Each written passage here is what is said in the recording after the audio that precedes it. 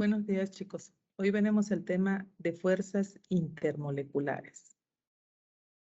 ¿Qué son las fuerzas intermoleculares? Las fuerzas intermoleculares son aquellas que mantienen unidas las moléculas. Existen otro tipo de fuerzas que son las intramoleculares. Estas intramoleculares son las que mantienen unidos a los átomos que forman una molécula. ¿Y qué tipo de fuerzas son estas? Son el enlace iónico, el enlace covalente y el enlace metálico. ¿Okay? Esos son tipos de fuerzas intramoleculares que son más fuertes que las intermoleculares. ¿Okay? Estas intermoleculares, que son las que mantienen unidas a las moléculas, son más débiles, no involucran enlaces químicos, ¿sí? Son de origen electrostático y esto determina las propiedades físicas de un compuesto. Aquí tenemos un ejemplo, ¿sí?, de la diferencia que hay entre fuerzas intramolecular, es decir, dentro de esta molécula del ácido clorhídrico y entre ambas moléculas. Aquí tenemos dos moléculas de ácido clorhídrico. Son dos átomos, uno de hidrógeno y uno de cloro en ambas moléculas. Estos átomos están unidos fuertemente por un enlace covalente, que es una fuerza intramolecular. Ambas moléculas.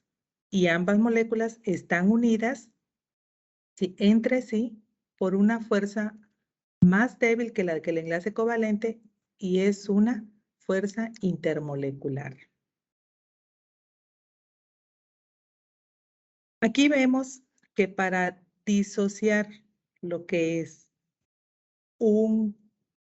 una molécula de ácido clorhídrico se requieren 431 kilojoules por mol para poder romper los enlaces de hidrógeno y cloro, mientras que para pasar del estado líquido al estado gaseoso de esta sustancia, se requieren tan solo 16 kilojoules. Y aquí vemos la diferencia de cantidad de energía o esfuerzo que se requiere para romper estos tipos de enlaces, ¿sí? O ese tipo de fuerzas para debilitarlos. ¿Sí? Bueno, pues aquí esta gráfica muestra el comparativo de esas cantidades de energía. Las fuerzas intermoleculares intervienen en el estado de agregación de la materia, lo que define gas, líquido y sólido. Para el estado gaseoso no hay fuerza intermolecular que mantenga unidas estas moléculas, por lo cual se mantienen dispersas y en constante movimiento con una energía cinética molecular elevada.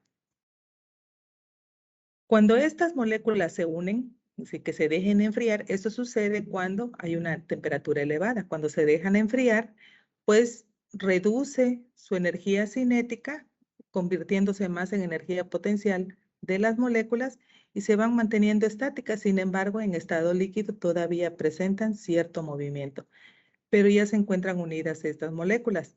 Una fuerza un poco débil en comparación con el estado sólido, donde las moléculas están casi rígidas, ¿ok? Se enfría por completo. Esto sucede en el caso del agua, ¿ok? Bueno, es lo que bueno.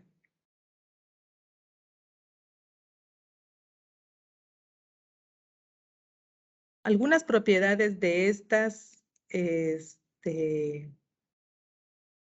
sustancias están afectadas por las fuerzas intermoleculares, como por ejemplo, ¿cuáles son? El punto de fusión. ¿Qué es el punto de fusión? La temperatura en la que una sustancia empieza a pasar del estado sólido al estado líquido. Y la energía de fusión, que es la cantidad de energía que se le tiene que agregar para que suceda este proceso. El punto de ebullición es la temperatura en la que se requiere para pasar del estado líquido al estado gaseoso. Es una energía y una energía de vaporización. ¿Qué otro factor influye? La presión de vapor, la solubilidad, la densidad y la viscosidad. ¿Okay? Otros son la distribución de las densidades electrónicas. Esto se refiere pues a qué tan polares son esas moléculas, ¿sí? Las electronegatividades de los elementos químicos. Recuerden que la electronegatividad es la capacidad que tiene cada átomo de atraer los electrones de otro átomo hacia su mismo átomo, ¿sí? El momento dipolar, lo que define la polaridad de la molécula, la forma de la molécula y el tamaño de la molécula. Las moléculas interaccionan entre sí a través de fuerzas de origen electrostático y mecanocuántico. Ejemplo, vemos aquí, son, por ejemplo, la molécula A con la molécula B, son moléculas diferentes, ¿sí? Y cuando se unen tratan de buscar un equilibrio entre ellas, ¿sí? Buscando la rotación de las moléculas para que exista una, pues un equilibrio, ¿sí? Un balance.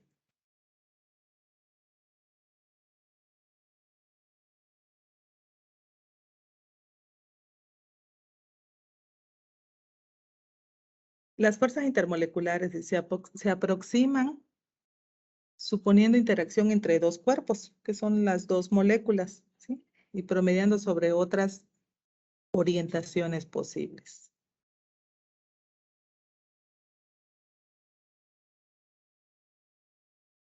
¿Cuáles son los tipos de fuerzas intermoleculares? Tenemos de varios tipos. Las fuerzas Joule-dipolo, que son las electrostáticas, y las fuerzas entre moléculas covalentes. Las fuerzas Joule-dipolo son las que se llevan a cabo cuando intervienen moléculas polares o no polares, iones positivos y o negativos. ¿Ok? Tenemos dos tipos. Está el ion dipolo permanente y el ion dipolo inducido. Entre las fuerzas entre moléculas covalentes, pues tenemos al dipolo-dipolo, dipolo-dipolo inducido, de dispersión o fuerzas de London y puente de hidrógeno. Mientras más intensas sean las fuerzas moleculares, mayor energía se necesita para vencerlas. Esto es, mayor temperatura pues en el punto de ebullición para pasar al estado gaseoso o mayor temperatura para pasar del estado sólido al estado líquido.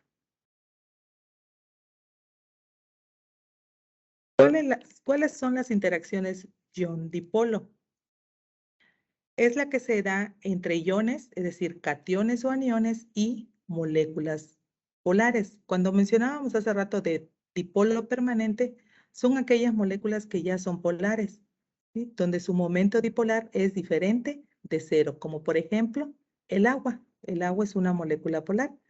Un ejemplo de esta interacción es cuando disolvemos sal con agua. Agarramos sal, que es el cloruro de sodio, o bien cloruro de potasio, y lo disolvemos en agua. Se disuelve, lo que sucede ahí es que se van rompiendo esas fuerzas entre el ion positivo y el ion negativo y se van uniendo a los polos positivos o negativos de la molécula de agua. Recuerden que una molécula polar tiene polo positivo y polo negativo.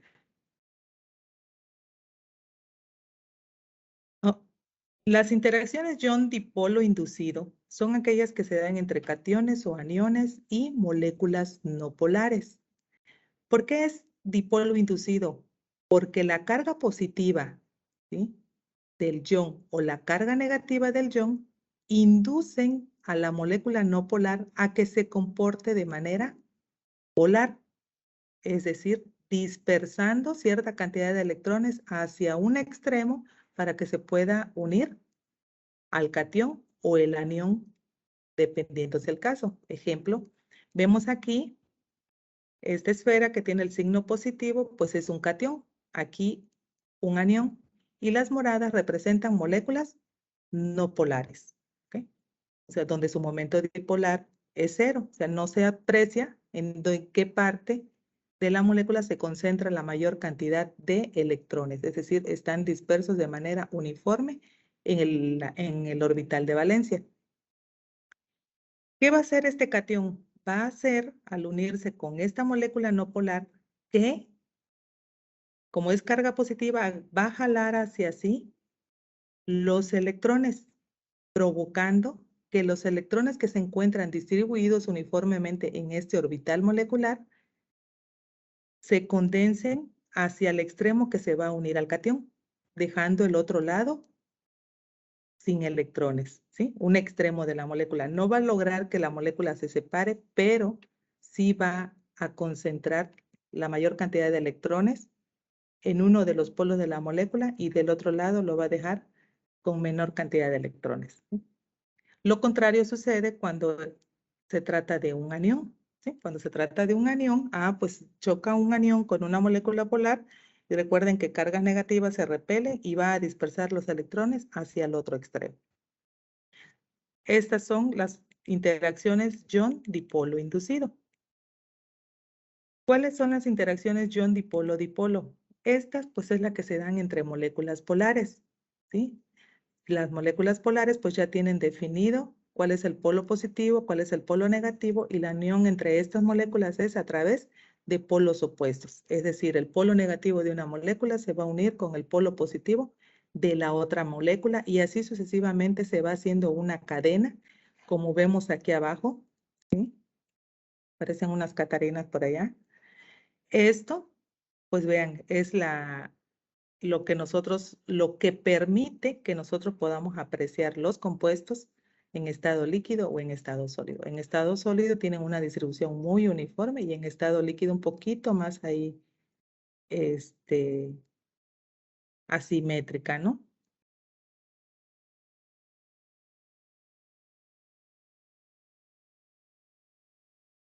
¿Qué va sucediendo con las moléculas dipolo-dipolo? Cuando ambas moléculas chocan entre sí por el mismo polo, o sea, polo con las cargas idénticas, pues va a haber una repulsión provocando el giro de la molécula. ¿Sí? Es lo que sucede, como cuando unimos dos imanes y no se pueden unir por los mismos, los polos de la misma carga, automáticamente hay una repulsión y se unen buscando el equilibrio, ¿sí? Entre cargas. Estas interacciones influyen en la solubilidad, los puntos de fusión y de ebullición. Tenemos dos compuestos aquí, ¿sí? Que aparentemente es el mismo compuesto, pero existe una rotación. ¿Cuál es la rotación que hay acá? Este es un dicloroetano, ¿ok? Porque son dos átomos de cloro. Este dicloroetano, en su estructura molecular del lado derecho, en este primero tiene los dos cloros y del otro lado los dos hidrógenos. Pero en este otro busca un equilibrio entre cargas. Así que hace una rotación en la parte inferior de la molécula de tal manera que queden intercalados. De un lado hidrógeno y cloro y del otro lado otro cloro y otro hidrógeno. ¿Sí? Es el cloroetano.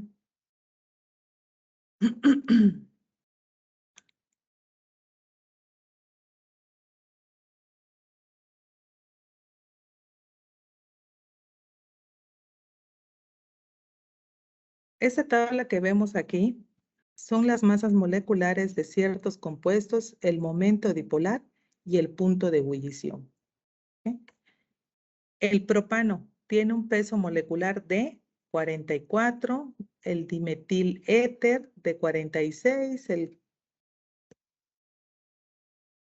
clorometil y el acetilaldehído, aquí tienen acetonitrilo, tienen sus masas moleculares, el momento dipolar en Davis se mide, ¿sí?